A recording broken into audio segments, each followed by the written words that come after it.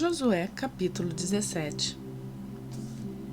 Estas foram as terras distribuídas à tribo de Manassés, filho mais velho de José. Foram entregues a Maquir, filho mais velho de Manassés. Maquir, pai de Gileade, guerreiro valente, recebeu Gileade e Bazã. Também foram dadas terras para os clãs dos outros filhos de Manassés: Abiezer, Eleque, Asriel, Siquém, Éfer e Semida. Esses são os filhos dos homens de Manassés, filho de José, de acordo com os seus clãs. Zelofeade, porém, filho de Éfer, neto de Gileade, bisneto de Maquir, trineto de Manassés, não teve nenhum filho, somente filhas. Seus nomes eram Maalá, Noa, Ogla, Milca e Tirza. Elas foram ao sacerdote Eleazar, a Josué, filho de Num, e aos líderes e disseram: O Senhor ordenou a Moisés que nos desse uma herança entre nossos parentes. Josué deu-lhes então uma herança entre os irmãos de seu pai, de acordo com a ordem do Senhor. A tribo de Manassés recebeu 10 quinhões de terra, além de Gileade e Bazã, que ficam a leste do Jordão, pois tanto as filhas de Manassés como os filhos dele receberam herança. A terra de Gileade ficou para os outros descendentes de Manassés. O território de Manassés estendia-se desde Aser até Micmetá, a leste de Siquém. A fronteira ia dali para o sul, chegando até o povo que vivia em El-Tapua. As terras de Tapa eram de Manassés, mas a cidade de Tapa, na fronteira de Manassés, pertencia aos efraimitas. Depois da fronteira, descia até o ribeiro de Caná. Ao sul do ribeiro, havia cidades pertencentes a Efraim, que ficavam em meio às cidades de Manassés, mas a fronteira de Manassés ficava ao norte do ribeiro e terminava no mar. Do lado sul da terra pertencia a Efraim, do lado norte a Manassés. O território de Manassés chegava até o mar e alcançava Aser, ao norte de Issacar, a leste. Em Issacar e Aser, Manassés tinha também Bet-Sean, Ibleam e as populações de Dor, Endor, Taanaque e Megido, com os seus respectivos povoados. A terceira da lista, isto é, Dor, é Nafote. Mas os manassitas não conseguiram expulsar os habitantes dessa cidade, pois os cananeus estavam decididos a viver naquela região. Entretanto, quando os israelitas se fortaleceram, submeteram os cananeus a trabalhos forçados, mas não os expulsaram totalmente. Os descendentes de José disseram então a Josué: Por que nos deste apenas um quinhão, uma só porção da herança? Somos um povo numeroso e o Senhor nos tem abençoado ricamente. Respondeu Josué: Se vocês são tão numerosos e se os montes de Efraim têm pouco espaço para vocês, subam, entrem na floresta e limpem um terreno para vocês na terra dos ferezeus e dos refaíns. Os descendentes de José responderam: Os montes não são suficientes para nós. Além disso, todos os cananeus que vivem na planície possuem carros de ferro, tanto os que vivem em Bet-Sean e seus povoados, como os que vivem no vale Jezreel. Josué, porém, disse à tribo de José, a Efraim e a Manassés: Vocês são numerosos e poderosos. Vocês não terão apenas um quinhão. Os montes cobertos de floresta serão de vocês. Limpem o terreno e será de vocês até os seus limites mais distantes. Embora os cananeus possuam carros de ferro e sejam fortes, vocês poderão expulsá-los.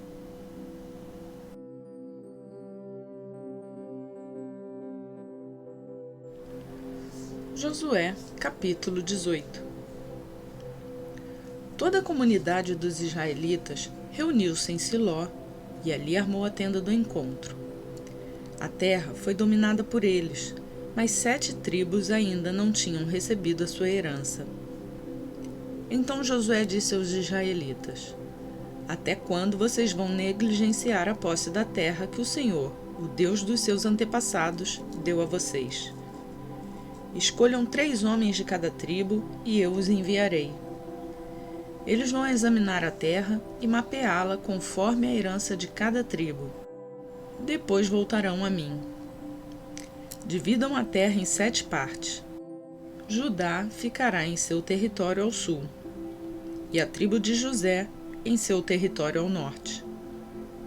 Depois que fizerem um mapa das 7 partes da terra, tragam-no para mim, e eu farei sorteio para vocês na presença do Senhor, o nosso Deus. Mas os levitas nada receberão entre vocês, pois o sacerdócio do Senhor é a herança deles. Gade, Rúben e a metade da tribo de Manassés já receberam a sua herança no lado leste do Jordão, dada a eles por Moisés, servo do Senhor. Quando os homens estavam de partida para mapear a terra, Josué os instruiu: Vão examinar a terra e façam uma descrição dela. Depois voltem, e eu farei um sorteio para vocês aqui em Siló, na presença do Senhor. Os homens partiram e percorreram a terra. Descreveram-na num rolo, cidade por cidade, em 7 partes, e retornaram a Josué ao acampamento de Siló. Josué fez então um sorteio para eles em Siló, na presença do Senhor, e ali distribuiu a terra aos israelitas conforme a porção devida a cada tribo. Saiu a sorte para a tribo de Benjamim, clã por clã. O território sorteado ficava entre as tribos de Judá e de José. No lado norte, a sua fronteira começava no Jordão, passava pela encosta norte de Jericó e prosseguia para o oeste, para a região montanhosa, terminando no deserto de Bet-Aven.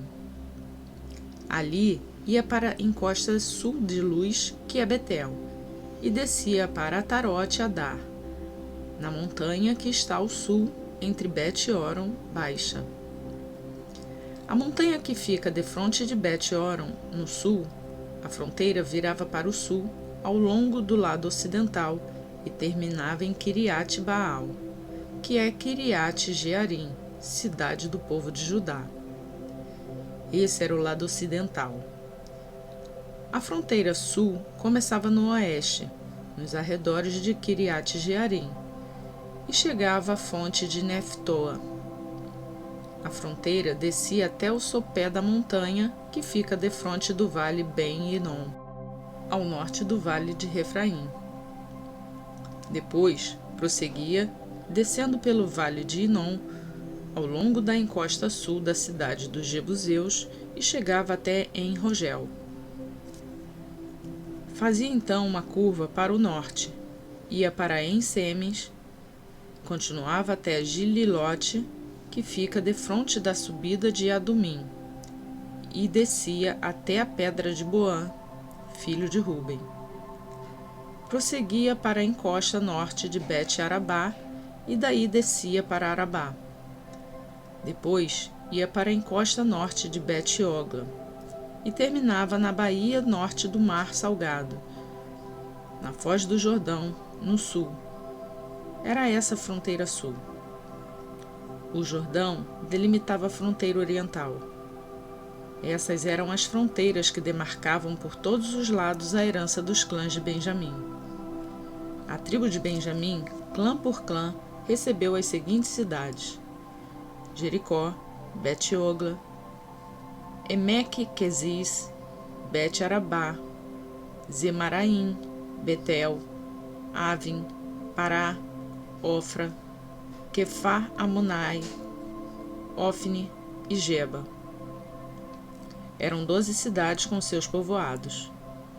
Gibeon, Ramá, Beerote, Mispá, Quefira, Moza, Requém, Ipeel, Tarala, Zela, Elefe, Jebus, que é Jerusalém, Gebeá e Quiriate, eram 14 cidades com os seus povoados. Essa foi a herança dos clãs de Benjamim.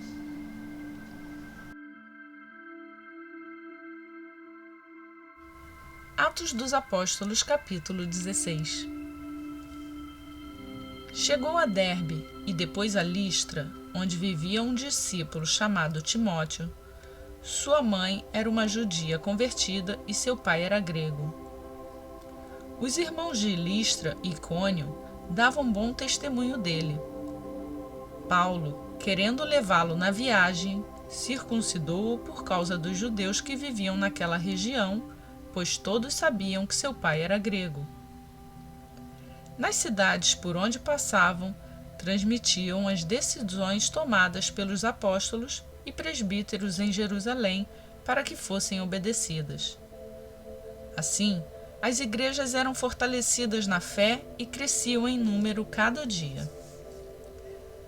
Paulo e seus companheiros viajavam pela região de Frígia e da Galácia, tendo sido impedidos pelo Espírito Santo de pregar a palavra na província da Ásia. Quando chegaram à fronteira da Mícia, tentaram entrar na Bitínia, mas o Espírito de Jesus os impediu. Então, contornaram a Mícia e desceram a Troade. Durante a noite, Paulo teve uma visão na qual um homem da Macedônia estava em pé e lhe suplicava: passe a Macedônia e ajude-nos. Depois que Paulo teve essa visão, preparamo-nos imediatamente para partir para a Macedônia, concluindo que Deus nos tinha chamado para lhes pregar o Evangelho. Partindo de Troade, navegamos diretamente para Samotrácia e no dia seguinte para Neápolis. Dali partimos para Filipos, na Macedônia, que é a colônia romana e a principal cidade daquele distrito. Ali ficamos vários dias. No sábado, saímos da cidade e fomos para a beira do rio, onde esperávamos encontrar um lugar de oração. Sentamo-nos e começamos a conversar com as mulheres que haviam se reunido ali. Uma das que ouviam era uma mulher temente a Deus chamada Lídia, vendedora de tecido de púrpura da cidade de Tiatira. O Senhor abriu seu coração para atender a mensagem de Paulo. Tendo sido batizada, bem como os de sua casa, ela nos convidou dizendo: se os senhores me considerarem uma crente no Senhor, venham ficar em minha casa. E nos convenceu. Certo dia, indo nós para o lugar de oração, encontramos uma escrava que tinha um espírito pelo qual predizia o futuro. Ela ganhava muito dinheiro para os seus senhores com adivinhações. Essa moça seguia Paulo e a nós gritando: estes homens são servos do Deus Altíssimo e anunciam o caminho da salvação. Ela continuou fazendo isso por muitos dias. Finalmente, Paulo ficou indignado, voltou-se e disse ao espírito: em nome de Jesus, eu ordeno que saia dela. No mesmo instante, o espírito a deixou. Percebendo que a sua esperança de lucro tinha se acabado, os donos da escrava agarraram Paulo e Silas e os arrastaram para a praça principal diante das autoridades. E, levando-os aos magistrados, disseram: estes homens são judeus e estão perturbando a nossa cidade, propagando costumes que a nós, romanos, não é permitido aceitar nem praticar. A multidão ajuntou-se contra Paulo e Silas e os magistrados ordenaram que se lhes tirasse as roupas e fossem açoitados. Depois de serem severamente açoitados, foram lançados na prisão. O carcereiro recebeu instrução para vigiá-los com cuidado. Tendo recebido tais ordens, ele os lançou no cárcere interior e lhes prendeu os pés no tronco. Por volta da meia-noite, Paulo e Silas estavam orando e cantando hinos a Deus. Os outros presos ouviam. De repente, houve um tremor tão violento que os alicerces da prisão foram abalados. Imediatamente, todas as portas se abriram e as correntes de todos se soltaram. O carcereiro acordou e, vendo abertas as portas da prisão, desembainhou sua espada para se matar, porque pensava que os presos tivessem fugido. Mas Paulo gritou: "Não faça isso, estamos todos aqui." O carcereiro pediu luz, entrou correndo e, trêmulo, prostou-se diante de Paulo e Silas. Então, levou-os para fora e perguntou: "Senhores, que devo fazer para ser salvo?" Eles responderam: "Creia no Senhor Jesus e serão salvos você e os de sua casa." E pregaram a palavra de Deus a ele e a todos os de sua casa. Naquela mesma hora da noite, o carcereiro lavou as feridas deles e, em seguida, ele e todos os seus foram batizados. Então os levou para sua casa, serviu-lhes uma refeição e, com todos os de sua casa, alegrou-se muito por haver crido em Deus. Quando amanheceu, os magistrados mandaram os seus soldados ao carcereiro com esta ordem: "Solte esses homens." O carcereiro disse a Paulo: "Os magistrados deram ordens para que você e Silas sejam libertados. Agora podem sair. Vão em paz." Mas Paulo disse aos soldados: "Sendo nós cidadãos romanos, eles nos açoitaram publicamente sem processo formal e nos lançaram na prisão. E agora querem livrar-se de nós secretamente? Não, venham eles mesmos e nos libertem." Os soldados relataram isso aos magistrados, os quais, ouvindo que Paulo e Silas eram romanos, ficaram atemorizados. Vieram para se desculpar diante deles e, conduzindo-os para fora da prisão, pediram-lhes que saísse da cidade. Depois de saírem da prisão, Paulo e Silas foram à casa de Lídia, onde se encontraram com os irmãos e os encorajaram. E então partiram.